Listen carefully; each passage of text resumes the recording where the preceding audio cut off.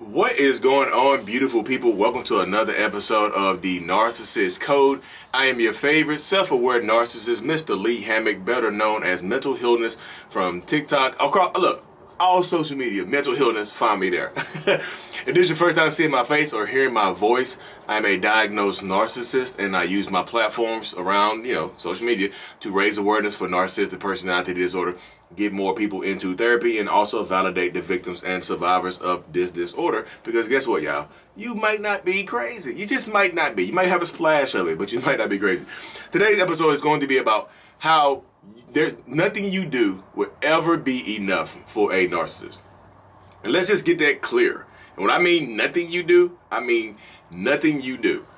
Because like, as a narcissistic person, as a toxic person, whatever you want to call me, or whatever, because I know everybody's not a narcissist, but literally, diagnosed narcissist here. As a narcissist, like, I know for a fact that nothing you do will ever be enough. Because we are always moving the goalposts. We are always changing the conditions of our love and affection. We are always changing the things that used to work to make us happy. They don't work anymore. So now you, as my significant other, or my sibling, or whoever, my kids, you have to find another way to gain my approval. And guess what? I'm not going to tell you what that is, because that makes it too easy on you. Because look, guess what? If you can't figure out how to make me happy, then you never really cared about me anyway, did you? Did you? You never cared about me. You never loved me. If you love me, you would know me. You would know what makes me happy. Correct? Yeah, correct. Exactly. But you see how twisted and sinister the narcissistic mind works, y'all. Because that's literally the thought process right there. That's how it works right there. You know what I mean? I tell people this all the time. It's just like, people are just like, I can't make this person happy. I can't make him happy. I can't make her happy. I'm just, look, because nothing you do will be enough to make a narcissistic person content and happy for a long period of time. You can make them happy in spurts, but nothing you do will be enough to keep them happy. That's why you'll be doing everything that you can do. You'll be spending money. You'll be buying them stuff. You'll be giving them, you'll be putting the cheeks on them, letting them clapping cheeks, whatever you want to call it, whatever you want to do. You'll be doing all of that stuff, and they'll still go out and cheat on you. They'll still withhold love and affection from you. They'll still lie to you. They'll still rage out on you and yell and scream at you. They'll still do all of that stuff. Because nothing you do, like, look, you can't give enough to a narcissist. Because a lot of times when you are loving somebody like myself, you are trying to outlove what made us who we are. You are trying to, because we've told you our trauma. We've told you everything that we went through in childhood. We told you how we were raised. We told you how our dads walked out on us, or our moms belittled us and held us back. We told you how we were raised and grew up. We told you how our ex-wife cheated on us and lied to us and manipulated us. We told you all the trauma we've been through. We've told you all of that. And you know it. So now you are trying to outlove the trauma that made us narcissistic. You are trying to outlove the trauma that made us toxic. And you can't do that. You don't possess enough love to do that. I know you want to say, I'm going to try, Lee. Hey, Lee, I know what you just said to me. I know, I hear you. I heard you loud and clear. You got a Blue Yeti mic right here and a Sony camera right here. I heard you loud and clear. The volume is crisp. But I still going to try. And I'm just like, okay, cool. Go ahead and try. Because the more you try, the more you lose. The more energy and time, effort, energy and love you put into this person, the more you take away from yourself, the more you take away from your kids. Because, and I know people like, it doesn't take away from my kids, trying to love my husband, trying to love my wife. It does. It 100% does. Because when you are putting so much effort into your significant other and it's not working, you're putting way too much effort into your significant other and it's not working, you lose, you get down on yourself. You usually got yelled and screamed at for trying to do something nice for your narcissistic person. You get yelled and screamed at for trying to do something nice. That takes away your energy. I don't care what you say. I don't care what you say or how you feel about that. That literally takes away your energy, and you give less to your children. So your children suffer from it as well. I know people just like, no, Lee, you're all wrong. You're all wrong. I know what I'm talking about, y'all. And a lot of people are going to co-sign this in the comment section and things like that because they know it's true as well. They know it's true as well. This is a journey. I'm telling you, this journey I'm on, I understand way more about myself than I've ever done before. I tell people that all the time. You cannot outlove the trauma that made that person a narcissist. You cannot do that because guess why? This is why you can't do it. Because it's their trauma. It's our trauma. We have to work through it. We have to deal with it. And most people, most narcissistic people, don't want to deal with that trauma. We'll use it, we'll talk about it to you to make you feel sad for leaving us, or to make you feel sad for trying to leave us, to make you feel sad for filing divorce papers or trying to take my kids away from me. I'll use that against you 100 times if it works, because it works. You gonna leave me and take away my kids? Yeah, I told you what my dad did to my family. God, I just can't get away from it. I just can't get away from it. I do so messed up. Gotcha. Gotcha. I can't do anything right. Gotcha. You can't say that doesn't work, because it 100% does work. Because people stay in these relationships because they narcissists. I didn't think narcissists could cry. I can cry on cue, y'all. You know me cry on cue? Okay, I ain't got time right now, but I got to finish these videos for the one-on-one story. But literally, I can cry on cue. And I know people are just like, you can't cry on cue, Lee. How would you cry on cue? Beep, beep, beep, boop, boop, boop, beep, beep, beep.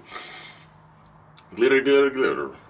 But like I said, you just can't, like, you don't possess enough love. And that's not me being disparaging towards you. That's not me being disrespectful towards anybody that listen to this, because, you know, I appreciate all of y'all. That's me trying to be realist with y'all. Because when you get into these situations, the deeper you get, the more love you try to give, the less you give to yourself. And that's what gets you caught up. Because you think you found your person, and you want to keep this person. You know what this person is capable of, because typically in the beginning of a relationship with a narcissist, they give you love and affection. They give you all of this. They give you all of that stuff. So you know what they are capable of. You know what we can do. You want to get back to that. You're fighting to get back to that. You're overcompensating to get back to that. And that's why I say all the times, when you're in a relationship with a narcissist, the dynamic of the relationship switches. It rolls over. It's kind of like, you know, it rolls over.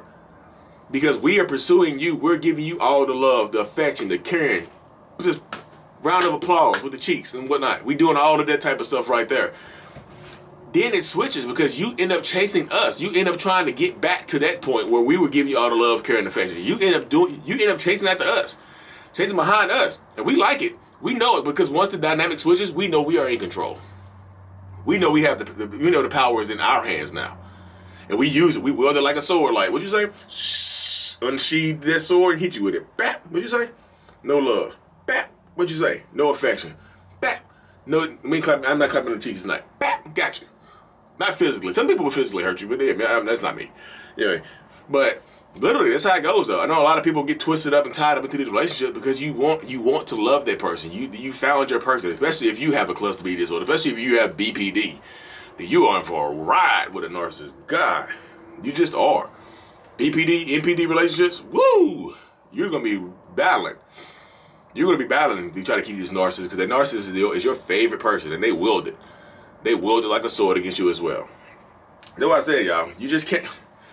And I know it sucks to hear that, but you just can't give enough to that person. Like, can you give enough to them situationally?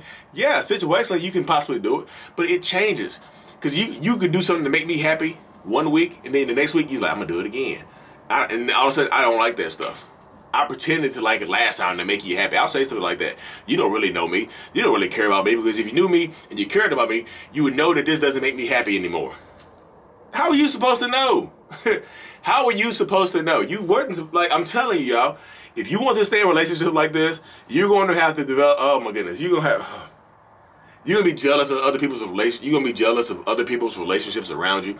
Why can't my relationship be like that? Why can't we be like that anymore? We used to be the it couple.